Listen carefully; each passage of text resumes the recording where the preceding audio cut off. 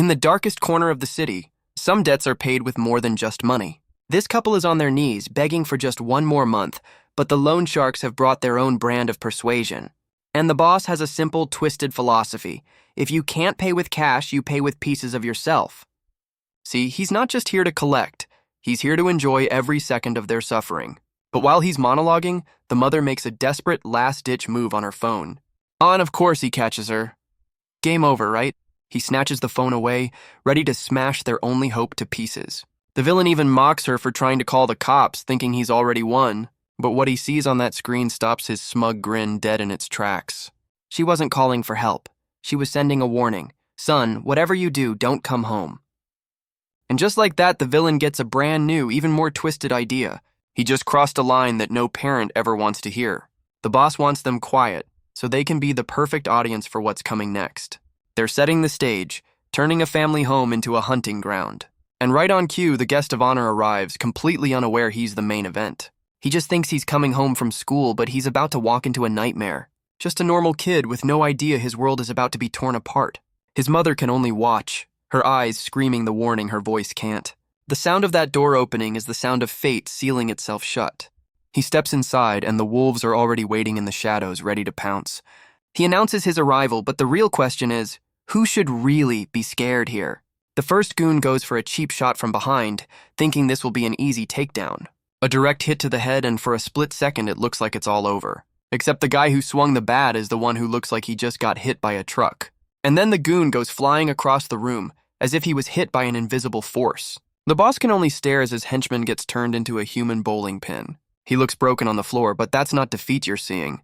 It's a transformation. Yeah, that's the face of a man who just realized he didn't trap a sheep. He trapped a tiger. He rises to his feet, radiating an aura that screams, "You are all so screwed." The boss screams for the final attack, but he's not sending his men to their victory. He's sending them to their graves. He weaves through their attacks like they're standing still, and this is just the warm-up. Before the goon can even blink, the kid lands a counter that's about to redefine the word pain. That's not just a punch, that's a one-way ticket to the emergency room. He hits him so hard, we get an anatomy lesson on what it looks like to have your entire ribcage rearranged. And that's the sound of a man realizing he picked a fight with a literal monster. Next up, a wannabe martial artist tries a high kick only to find out he brought his legs to a demolition derby. And with one clean move, he permanently cancels the guy's kicking subscription. Seeing his buddies get folded like laundry, the last guy gets desperate and grabs the nearest heavy object. A full-force blow right to the head. This has to be the end, right? Wrong. All they did was scratch the paint, and now he looks really mad.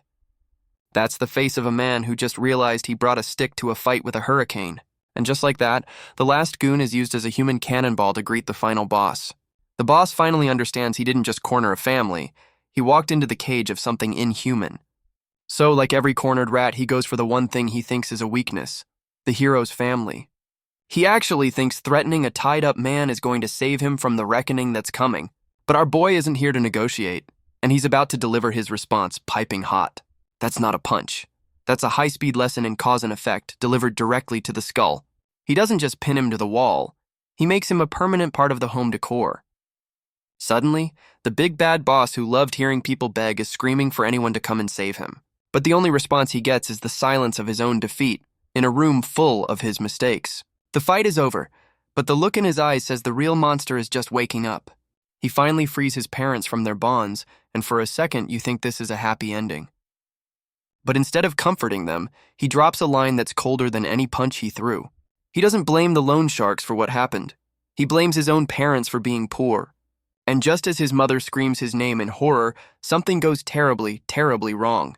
Cut to the hospital, where an entire fleet of ambulances is delivering the results of his little warm-up. Inside, it's a total mess, with every last goon crying for a doctor, their egos as broken as their bones. But amidst the chaos, a new player enters the game, and this guy looks like he's on a whole different level. The official report comes in, a kid took out 10 gangsters right after assaulting his own father. And the fact that a high schooler did it all by himself has just put him on the radar of someone far more dangerous than a loan shark. This man isn't a cop, he's a recruiter, and he just found a very interesting new candidate. Meanwhile, the loan shark boss is screaming for payback, not knowing he's about to make the biggest mistake of his life. His lackey has a plan, and it involves unleashing a local legend known only as the Black Bear. A name that makes our mysterious recruiter stop dead in his tracks. He immediately gets the kid's room number because he knows exactly what's about to go down. And now he's in a dead sprint, not to save the kid, but to witness the show. He's not here to interfere. He's here to confirm if this high schooler is the real deal. He arrives at the door just in time, ready for the main event to begin.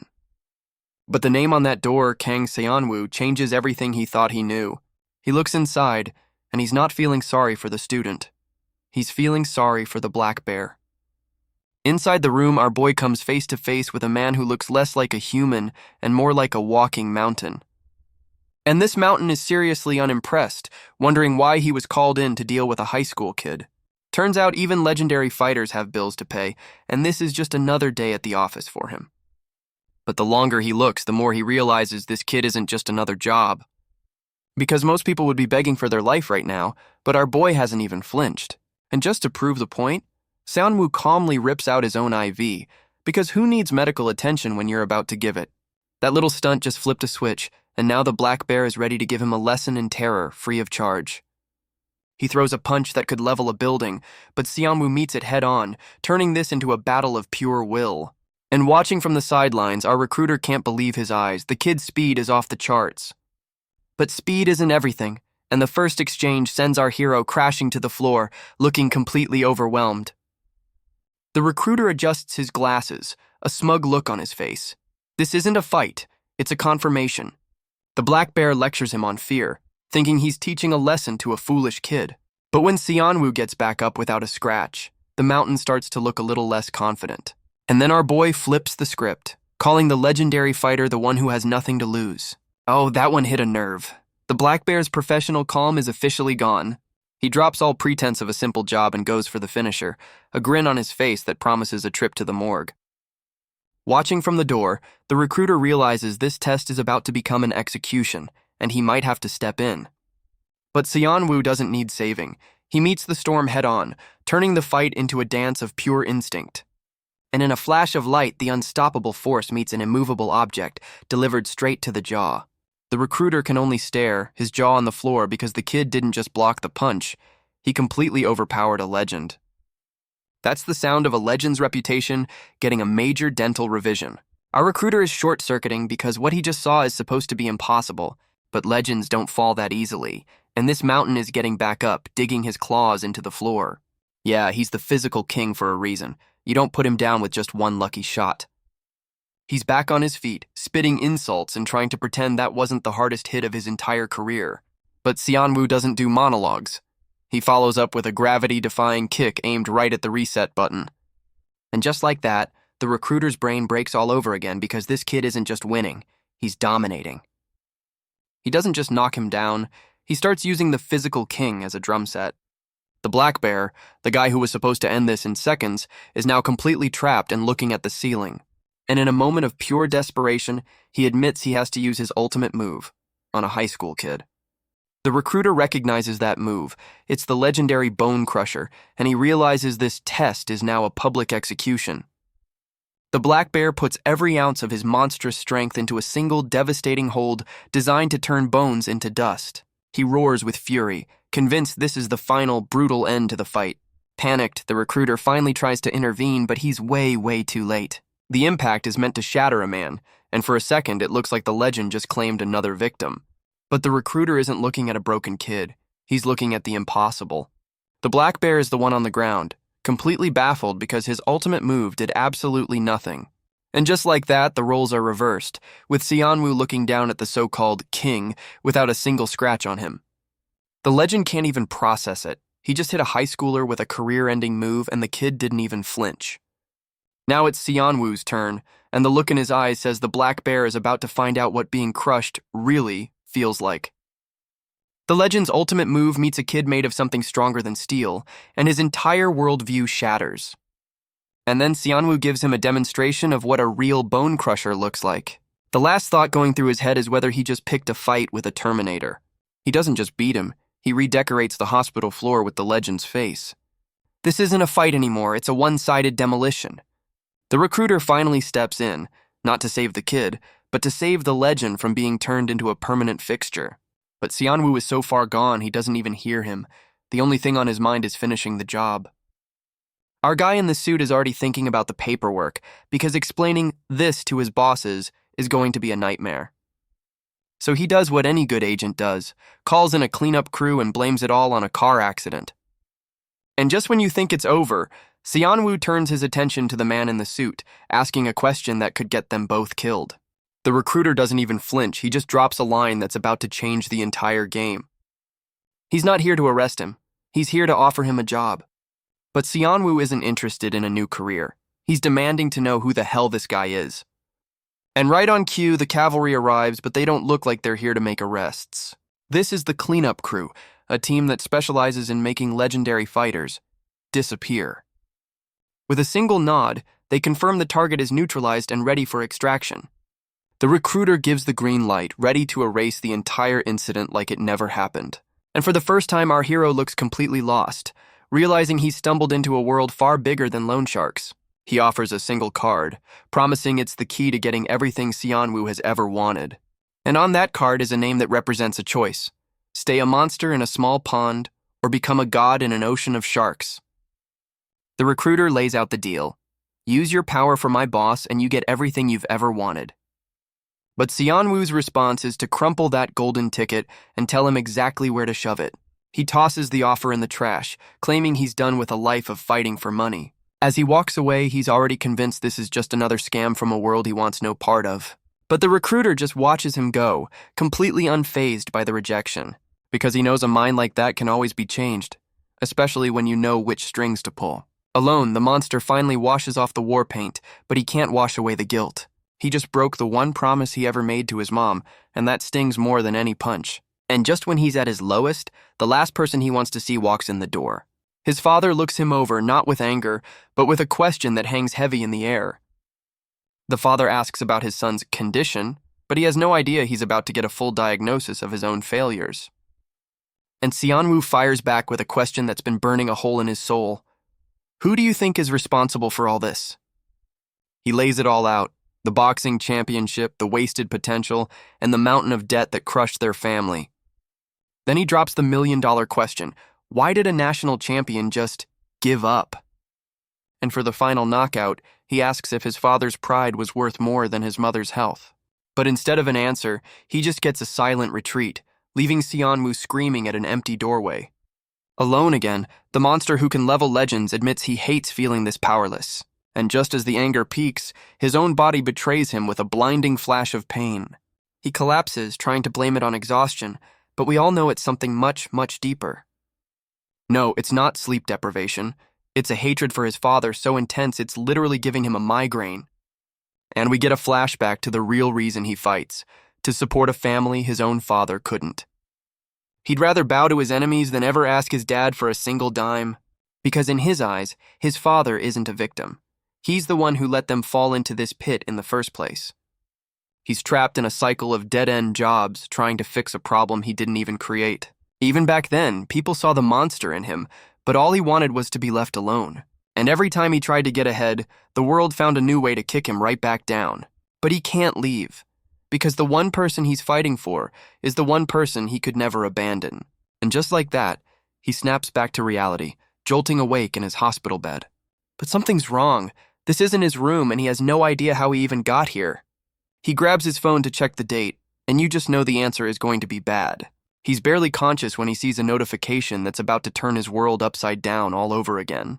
His father, the man who just walked away from him, is finally ready to tell him everything.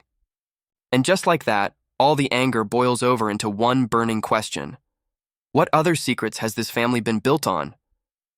But his first thought isn't about secrets or lies. It's about the one person who might be in danger right now. He immediately calls, his voice cracking with the only question that matters. And the answer he gets is a bombshell. The loan sharks aren't done and they're waiting for him at home. His dad reveals he's already moved him to a secret room, but Seon-woo can only think about where his mother is in all this chaos. The explanation is too neat, too clean. His mom is safe and he's not supposed to worry. And with a final cryptic order to stay put, his father hangs up, leaving him completely in the dark. Alone in a strange room with a head full of warnings, you just know he's not going to listen. The rage turns inward as he realizes this whole nightmare is his fault for picking the fight in the first place. But there's no time for guilt. His only thought is to find his mother, no matter what. Just as he's about to bolt, a call comes in from the last person he expected to hear from. But the voice on the other end isn't his father. It's a stranger who knows exactly who he is. He plays it cool, but you can feel the alarm bells ringing in his head. And then the call drops a bomb that shatters his entire world in a single sentence. Turns out his father's cryptic message wasn't about loan sharks. It was about a tragic workplace accident. He rushes to the hospital only to find the man he just screamed at is now fighting for his life. Beneath those bandages is the silent answer to every question he ever had about his father's sacrifices. And then the doctor delivers the final blow. A surgery bill so massive it makes the loan shark's debt look like pocket change. The monster who can break bones finally breaks himself, drowning in a sea of regret. He's completely shattered, with no way out and a debt that can't be paid with punches. For the first time in his life, he's facing an enemy he can't fight, and it's driving him to the edge. And then, in the middle of the breakdown, a memory sparks like a live wire. He remembers that crumpled piece of paper he so proudly threw away. That wasn't just a job offer, it was his one and only lifeline. And just like that, the hunt is on, not for an enemy, but for the trash can that holds his future. But this is a massive hospital, and he's looking for a needle in a haystack of bad decisions. He sprints back to the scene of the crime, praying his last hope wasn't taken out with the trash. The guy who refused to bow to anyone is now on his knees, digging through garbage for a deal with the devil. He finds the trash can, but his one and only lifeline has already been thrown away. And just like that, the monster who can break legends is broken by an empty bin. For the first time, he admits defeat, not to a fighter, but to his own pride. He's reached the end of his rope, convinced his story ends right here in a pile of regret. But just when all hope is lost, a familiar voice dangles salvation right in front of his face. The recruiter looks down at him, not with pity, but with the cold satisfaction of a predator whose trap just snapped shut. The same kid who crumpled that offer is now on his knees, asking the one question he swore he never would. And the recruiter drops a number so big, it doesn't just solve his problems, it rewrites his entire future.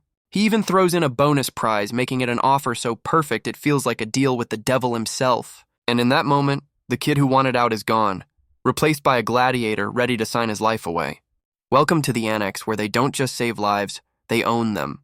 The job interview is in a room that's half corporate office, half mad scientist's lab. He slides over the contract, and you can practically hear the fine print screaming, "You're about to sell your soul." The first line of the job description reads, "Fighting Ward," and suddenly this feels less like a career and more like a death sentence. Turns out, this hospital runs an underground fight club where monsters juiced up on hospital-grade enhancers go to war. But our boy draws a line in the sand because he's a natural-born disaster, not a lab experiment. So the recruiter opens up a candy box of chemical nightmares, each one promising a different flavor of power.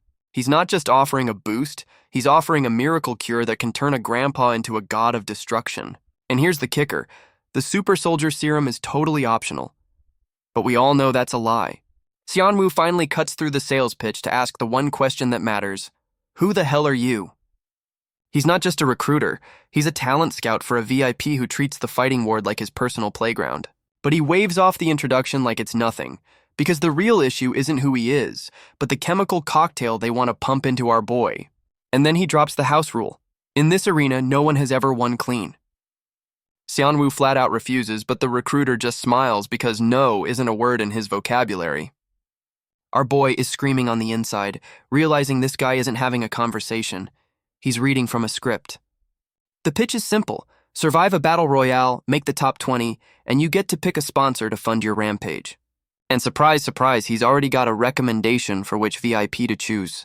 But Sun-woo cuts through the corporate BS with one simple demand. Pay up, now. Oh, but there's a catch, and it's a big one. The money he was promised? He has to earn it, one fight at a time. And just like that, the deal with the devil gets a whole new set of fine print, and Sun-woo realizes he's been played from the very start. The recruiter dangles Sun-woo's entire life in front of him, twisting the knife with a smile that says, "I own you." And just like that, Sun-woo realizes this man doesn't just know his situation, he knows his soul. The offer is a devil's bargain. Become a living weapon and they'll erase every problem he's ever had.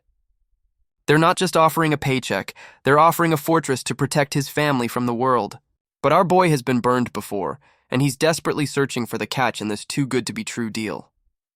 And right on cue, a call from his mom gives the recruiter the perfect chance to prove this isn't a scam. He answers the phone, his voice tight, bracing for another piece of bad news. But his mom confirms it. The hospital bill is paid, and she's surrounded by bodyguards.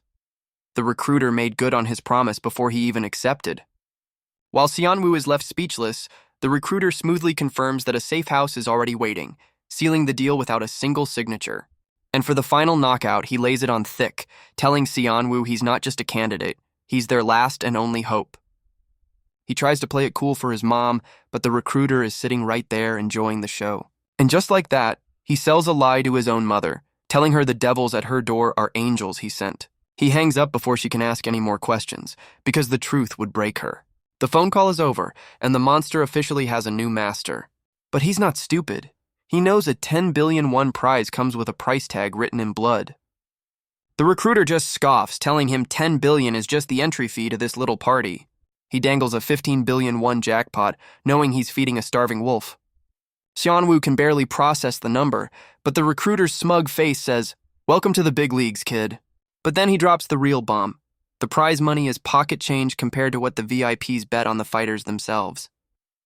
And here's the fine print he forgot to mention. 90% of the contestants don't walk away from this job. The recruiter explains the 90% retirement rate like he's discussing the weather. And Sun-woo finally asks the question we're all thinking, how is this even possible? The answer is simple, and it's colder than a morgue. Dead men don't file police reports. He slides over the paperwork, and the first step isn't a physical, it's a funeral. That's right. Before you even throw a punch, they're planning how to fake your death.